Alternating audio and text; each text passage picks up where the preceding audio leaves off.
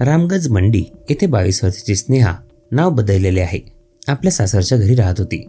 जयपूरमध्ये स्पर्धा परीक्षांचा अभ्यास करणाऱ्या तिच्या पतीपासून ती दूर होती.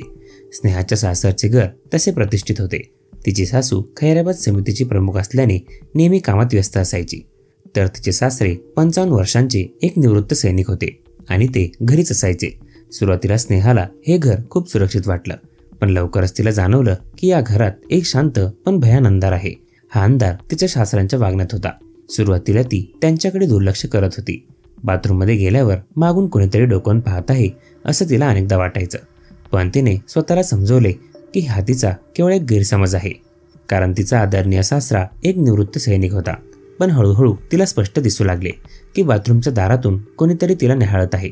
तिच्या मनात भीतीचे काळे ढग जमा होऊ लागले.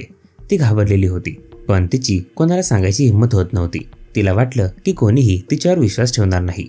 तिला वाटलं, मी माझ्या सासरच्या मंडळीविरोधात कसे बोलू. या विचाराने ती आतल्या आत घुसमटून गेली. दिवसेंदिवस तिच्या सासऱ्यांचं वागणं अधिकच विकृत होत होतं. पण एके दिवशी त्याने तर सगळ्या मर्यादाच ओलांडल्या. त्या दिवशी घरात कोणीच नव्हतं. सासू कामासाठी बाहेर गेली होती आणि स्नेहा एकटीच घरात होती. अचानक मागून कोणीतरी तिला पकडलं. तिने घाबरून मागे वळून पाहिलं. तो दुसरा कोणी नसून तिचा सासरा होता. त्याने तिला मागे ढकललं आणि थेट बेडवर ढकललं. स्नेहा पूर्णपणे स्तब्ध झाली. भीतीने तिच्या अंगावर काटा आला. तिच्या डोक्यात अनेक विचार एका क्षणात येऊन गेले. आता काय होणार? माझ्यासोबत असं का होत आहे? पण एका क्षणातच तिच्या आत दडलेली हिंमत जागी झाली. ती घाबरून गप्प बसली नाही. तिने जीवाच्या आकांताने किंचाळी मारली. तिने सासऱ्याला जोरात धक्का दिला. तो धक्का एवढा जोरात होता की सासरा काही क्षणांसाठी अस्थिर झाला. त्याचा फायदा घेऊन ती त्या खोलीतून बाहेर पडली. तिच्या डोक्यात फक्त एकच विचार होता, पळ, फक्त पळ. तिने घराबाहेर धाव घेतली आणि थेट आपल्या पतीला फोन लावला. रडत रडत तिने पतीला सर्व घटना सांगितली.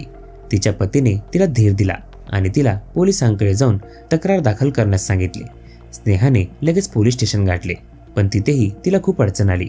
पोलिसांनी सुरुवातीला तिच्या तक्रारीकडे दुर्लक्ष केले. त्यांना वाटले की हा कुटुंबाचा अंतर्गत वाद आहे. पण स्नेहाने हार मानली नाही. तिने आपल्या कुटुंबाला मदतीसाठी बोलावले. तिच्या आईवडिलांनी तिला साथ दिली. तिने तिच्या सासूवर असलेल्या राजकीय दबावामुळे पोलिसांच्या कारवाईत होत असलेल्या दिरंगाईबद्दल बोलून दाखवले. तिने SDM कडे एक निवेदन दिले आणि त्यानंतर त्यांनी पोलीस स्टेशन समोर धरणे आंदोलन केले. त्यांच्या आंदोलनाने पोलिसांवर दबाव वाढला. अखेरीस पोलिसांनी आरोपी म्हणजे तिच्या सासऱ्याला अटक केली. या घटनेमुळे स्नेहाला आणि तिच्या कुटुंबाला खूप वेदना झाल्या, पण त्यांनी हिंमत सोडली नाही. त्यांनी न्यायासाठी संघर्ष केला आणि अखेरीस त्यांच्या प्रयत्नांना यश आलं. ही घटना आपल्या समाजातील एका गंभीर समस्येवर प्रकाश टाकते, जिथे महिलांना आपल्या घरातही सुरक्षित वाटत नाही. पण यातून एक महत्त्वाचा संदेश मिळतो.